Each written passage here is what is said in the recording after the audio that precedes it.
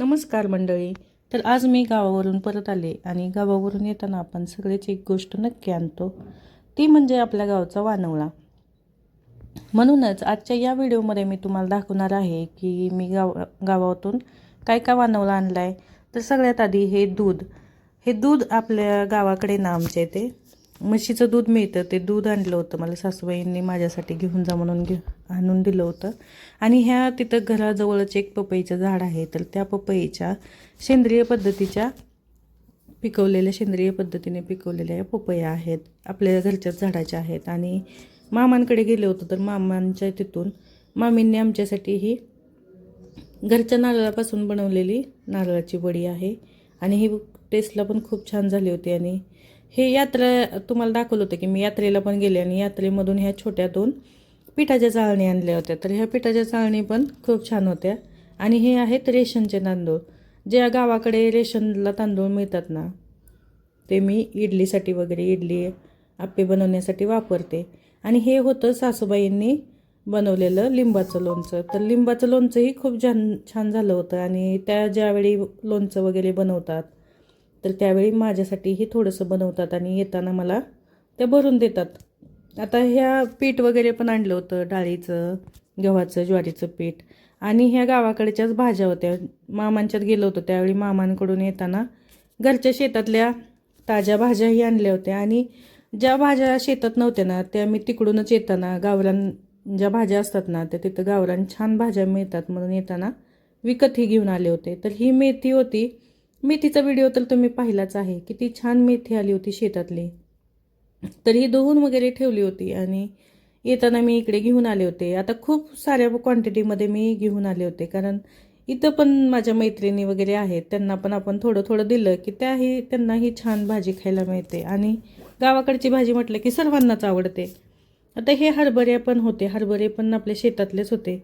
इकडे पेरू वगैरे होते. परत ही जी भाजी आहे ती मी विकत आणली होती कारण घरी ही भाजी नव्हती.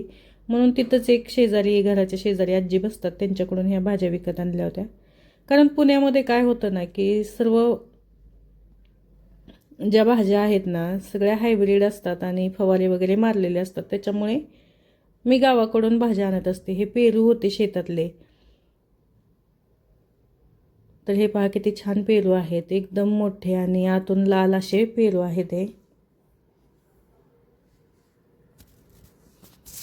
आणखी खूप सामान होतं. आता मला गावाला जाताना आम्ही जातो एक बॅग घेऊन, पण येताना ना हे एवढं मोठं सामान आम्ही घेऊन येत असतो. त्यानंतर आपल्या घरी बनवलेल्याच बऱ्याचशा गोष्टी आहेत. हे पण तुम्ही माझ्या व्हिडिओमध्ये पाहिलं असेल की शेतातल्याच आपल्या शेवग्याच्या शेंगा आहेत आणि देशी शेंगा आहेत. किती छान होते ना. ही लसणाची पात वगैरे आहे. लसणाची पात पण घरचीच आहे. आजीने खूप सारा लसूण लावला आहे. त्याच्यातली पात काढून आणली होती कारण चटणी वगैरे बनवण्यासाठी लागते. आणि आपण पात आपण भाजीमध्ये पण रोजच्या घालू शकतो. खूप छान फ्लेवर येतो आपल्या भाजीला त्याच्यासाठी. आणि हे आहेत, हा तर सर्वांच्या आवडीचा विषय आहे. जर ही गोष्ट पाहिली तर पाहिल्याबरोबर सर्वांच्या तोंडाला पाणी सुटणारे आहे. तर ही आहे आंबट चिंच. तर ही चिंच ना सर्वांनाच खूप आवडते. आणि ह्याच्यामध्ये ह्या भरणीमध्ये आहेत देशी गावरान आपली अंडी, कोंबडीची अंडी. तर इथं पुण्यामध्ये मिळत नाहीत म्हणून आजीनी आणि मावशींनी ही माझ्याबरोबर येताना दिली होती. तर हे सर्व आम्ही गावाकडून घेऊन येत असतो. तर हे सगळं वानवळा म्हणजे फक्त खाणं नाही तर आपल्या गावच्या आठवणी असतात. आईच्या हातची चव असते आणि मायेचा सुगंध असतो. तर हे एक आता राहिलेलं आहे ओपन करायचं. बाकी पिठं वगैरे मी तुम्हाला दाखवलं नाहीत. आणि ह्याच्यामध्ये आहेत आपले गावरान चिक्कू, जे मी तुम्हाला व्हिडिओमध्ये दाखवले होते ना त्याच्यातले भरपूर सारे चिक्कू मी घेऊन आले होते. कारण हे चिक्कू ना आम्हालाही खूप आवडतात आणि इथं चांगले मिळत नाहीत कारण विकत आणलेले चिक्कूंना अजिबात टेस्ट नसते. आणि माझ्या मैत्रिणींना पण द्यायचे होते.